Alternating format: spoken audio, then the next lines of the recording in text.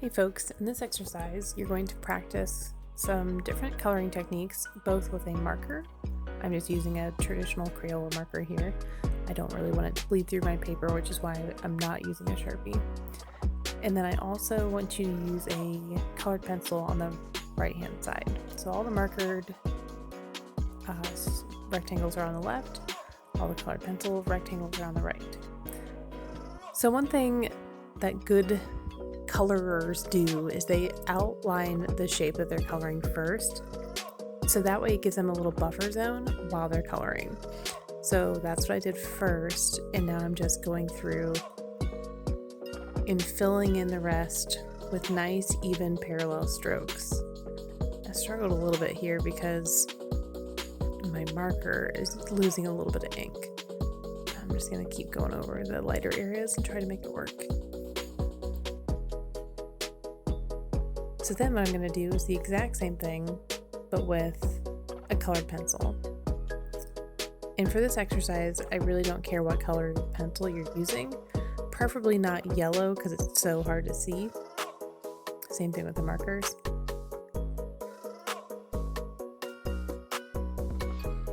One thing that's different about colored pencil versus marker is you have more control over how hard you press. And depending on how hard you're pressing on that colored pencil, it alters the way that the color looks.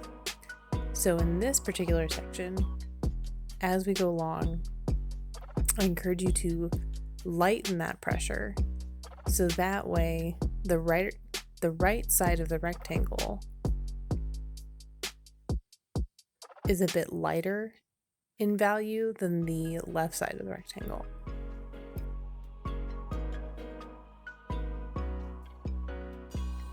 This next technique will be the most time-consuming one. It's called stippling, and it requires you to dot with the materials. And I realized that my marker was not working for me, so I had to swap it out here. On this markered box, we can create the illusion of going from darker to lighter. And we're going to do that by placing a whole bunch of dots really close together, very densely together on the left-hand side. And then we'll have the dots really spread up apart on the right-hand side. In the middle, you want to strive for something that, looks like it flows from the really dense side to the lighter side. So somewhere in between. It might take a little back and forth action to get it right. I know that I and everyone around you would really appreciate it if you tried to do this part without a whole lot of extra noise, so make sure you're keeping your marker close to the table.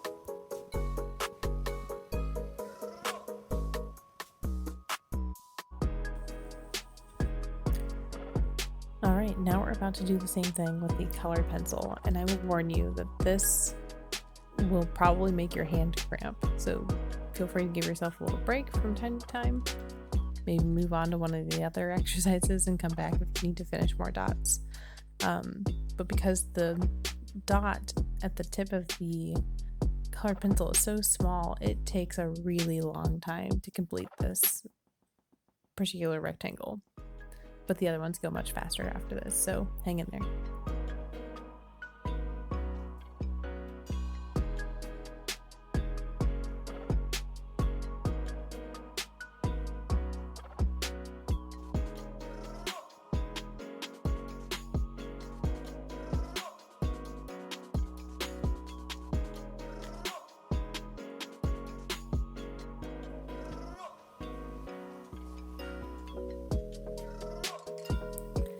Okay, this next technique is a personal favorite of mine.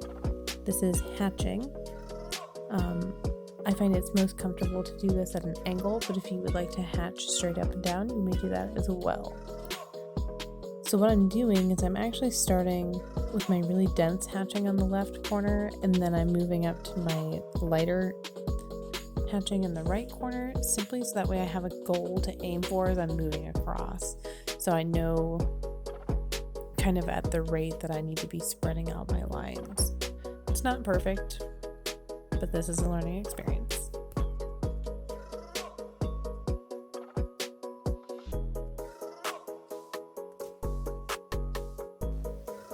And here we go with the hatching on the colored pencil side, which is quite similar still to the marker.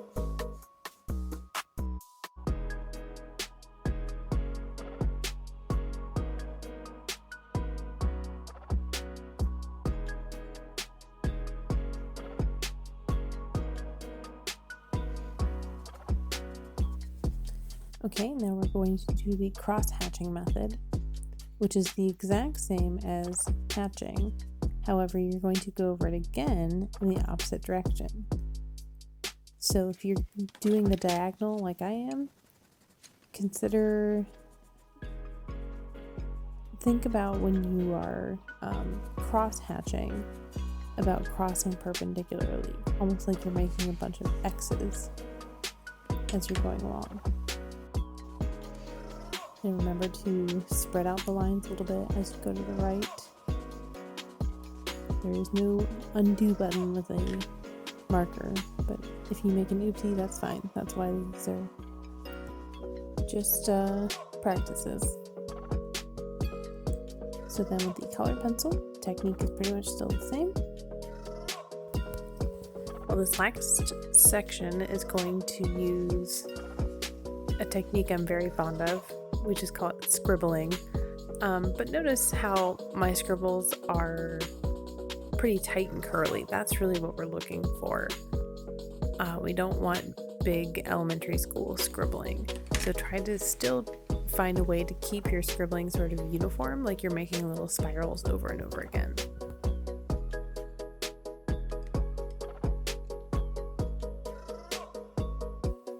Okay, in these last two areas, you're going to select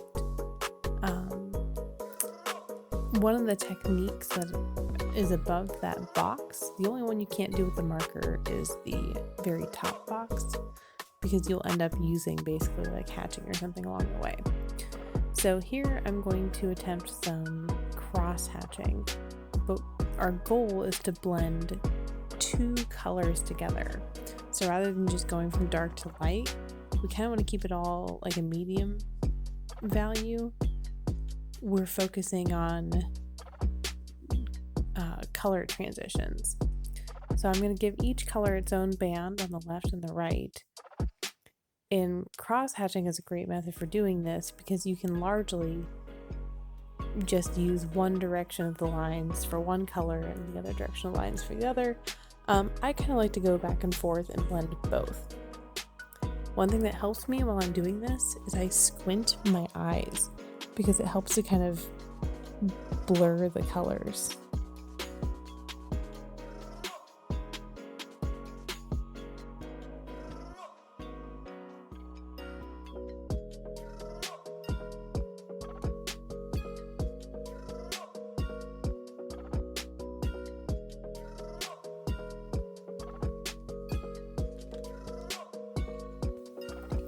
Alright, for this one I'm going to go with blending two colors in the solid fashion, so I get sort of an ombre smooth effect from color to color. That's really fun and satisfying to do with colored pencils. Not so much with markers, because you can't do that with markers.